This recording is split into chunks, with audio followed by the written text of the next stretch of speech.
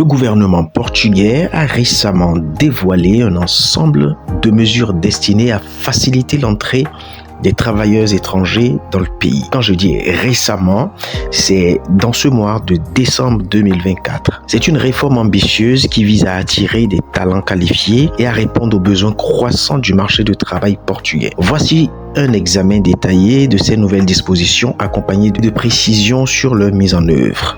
Contexte et objectif de la réforme. Le marché du travail portugais fait face à des défis considérables en raison du vieillissement de la population et de la pénurie de main-d'œuvre dans plusieurs secteurs clés. Le premier secteur, par exemple, qui va faire l'objet de cette mesure de facilitation d'intégration ou d'obtention de droits de passage vers le Portugal pour des immigrants qui sont intéressés, c'est plutôt le secteur de la construction qui est prioritaire actuellement pour remédier donc à une situation que le gouvernement a remarqué après le tout dernier point et sur les plans d'action du gouvernement et sur les revues des actions de l'action du gouvernement de Luís Montenegro, le chef du gouvernement portugais actuel. Le gouvernement portugais va créer des mesures spécifiques pour intégrer les travailleurs immigrés du bâtiment, leur donnant ainsi plus de facilité d'entrée dans le pays.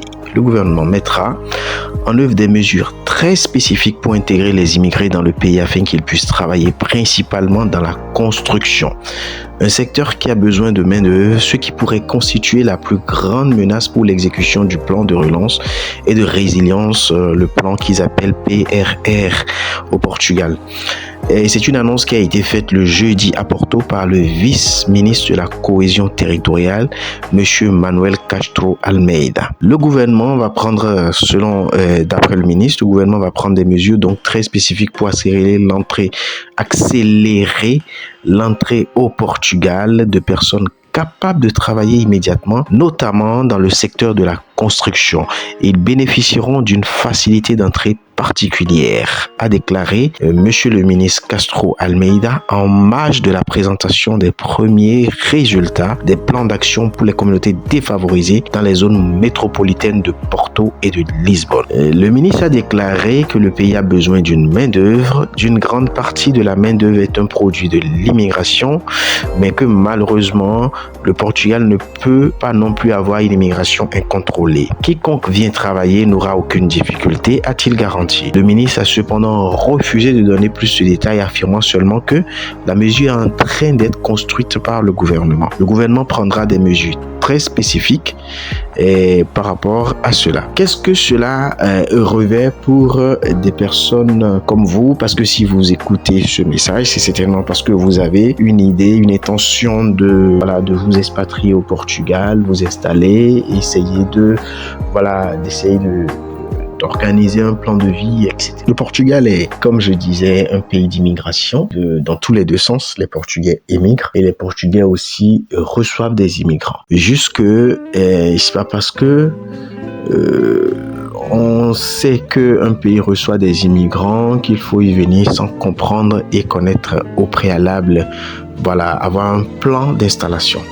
Et le plan d'installation, c'est d'abord de vérifier les qualifications professionnelles que vous avez et vous demander qu'est-ce que vous avez à offrir, quelles qualifications vous avez. Si par exemple vous pensez venir au Portugal et que vous estimez que vous n'avez pas encore une bonne qualification pour pouvoir y arriver, moi mon conseil pour vous, c'est que vous alliez vous inscrire dans un centre de formation par exemple et que vous puissiez apprendre des métiers spécifiques. Ça pourrait être des métiers comme la construction, la soudure, en tout cas tous les métiers de la construction, le domaine de l'élevage, etc. et tout, l'agriculture, etc. et aussi la menuiserie, en tout cas tout ce qui touche le travail manuel, les choses qu'un être humain peut faire pour rendre service à un autre de façon concrète et précise. Voilà. Maintenant, si vous venez avec un diplôme de philosophie obtenu dans un pays francophone, c'est évident que vous allez chômer une fois que vous serez au Portugal. Néanmoins, ce n'est pas si sûr que ça parce qu'il y a aussi d'autres secteurs intellectuels qui recrutent, comme par exemple le domaine de l'appui. Le domaine des services clientèle qui recrute beaucoup, donc où vous pouvez aussi trouver votre chemin. c'est un programme qui a été mentionné récemment par le gouvernement en ce mois de décembre 2024. La mise en application de ce programme n'a pas encore démarré. Ça veut dire que c'est dans quelques semaines à suivre. Il y aura forcément un plan précis qui va être mis en place et on va rester à l'affût de tout ça et on ne sait jamais, se partager des idées, s'accompagner et puis se guider. Mais selon ce plan-là, il va falloir forcément que la personne candidate à l'immigration puisse avoir un minimum de quoi se loger et puis un travail garanti. Et une fois qu'il a les deux, il pourra venir au Portugal. Apparemment même, le programme sera si accéléré et accélérant que l'immigré pourra traverser les frontières sans problème, c'est-à-dire prendre son vol, arriver au Portugal juste avec une attestation et une fois sur place, valider son visa de travail et puis carte de séjour et tout le reste, quoi. Donc c'est un excellent moyen, une excellente opportunité. Par contre, il y a deux catégories de personnes face aux opportunités. Quand il y a une opportunité qui se lance, il y a ceux qui sautent sur l'opportunité et c'est ceux-là qui en profitent souvent. Et il y a la deuxième catégorie, ceux qui restent loin et qui pensent à l'opportunité. Ils réfléchissent à l'opportunité. Donc, c'est une opportunité qui a été lancée. Elle sera forcément utile et intéressante pour ceux qui vont se jeter là-dessus et qui vont en profiter. Mais pour ceux qui vont rester avec un objectif, un esprit dubitatif, est-ce que c'est vrai? Est-ce que c'est possible? Est-ce que c'est faisable? Est-ce que ça va se faire?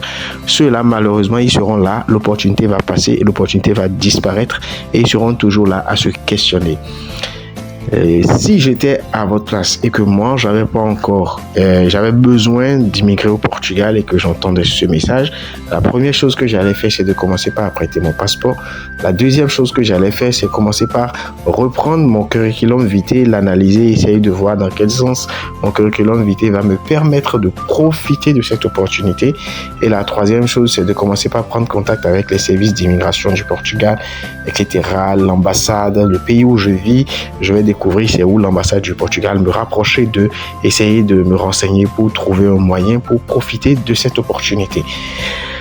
Bien malin serait cette personne qui ferait ça, mais malheureusement, il y a l'autre catégorie qui reste loin et qui disent « j'ai appris que ça ne marche plus, quelqu'un m'a dit que ça ne marchera pas, quelqu'un m'a dit que ça ne marchera pas ». Et pendant ce temps, il y a des gens qui en profitent et qui s'en sortent par rapport à ça. Donc, c'est à vous de voir. Moi, je fais l'effort de trouver l'information qui est bonne et qui est utile pour nous tous et auquel nous pouvons profiter. Mais si vous en doutez, c'est vous qui décidez. L'essentiel, ce qui est sûr, tout le monde ne peut pas profiter de cette chose et tout le monde n'est pas intéressé, bien entendu, de s'expatrier dans un pays pour aller y vivre parce que une chose est sûre, sortir de son pays, quelle que soit la catégorie du pays, le type de pays d'où vous êtes originaire, sortir de son pays et aller sur un territoire étranger, c'est forcément un challenge. Et maintenant, est-ce que c'est un challenge que vous souhaitez vous infliger? C'est oui ou c'est non. Je suis heureux d'avoir partagé ces informations avec vous. On restera à l'affût des informations. S'il y a quelque chose de la nouveauté par rapport à tout ceci, je ne manquerai pas de vous l'exposer. Si vous aussi vous avez des idées ou quelques questions que ce soit, n'hésitez pas à les poser et puis ensemble ici on va trouver une réponse à cela ou une approche de solution.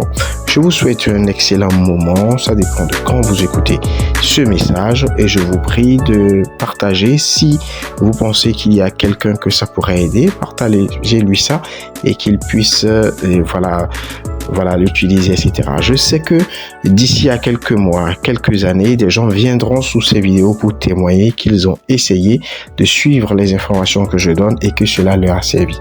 De la même manière, je sais qu'il y a des gens qui vont les suivre aujourd'hui, qui vont pas prendre au sérieux ce qui est dit ici et malheureusement, ils auront le temps, en ce temps-là, de regretter de n'avoir pas pris au sérieux ce que je suis en train de dire. Le Portugal offre des chances à ceux qui veulent venir pour travailler et ceux qui veulent venir pour pouvoir exprimer ce qu'ils savent faire, vivre une vie organisée, ordonnée, dans le respect des lois du pays. Par contre, pour le reste, ce n'est pas vous qui êtes recherchés, c'est heureusement les gens qui sont honnêtes, qui sont bien éduqués et qui savent qu'ils peuvent vivre dans un pays en respectant les lois de ce pays-là, en s'installant légalement et en faisant les choses bien. Vous êtes donc tous bienvenue au Portugal. Je vous remercie. Je vous souhaite une bonne journée. À bientôt.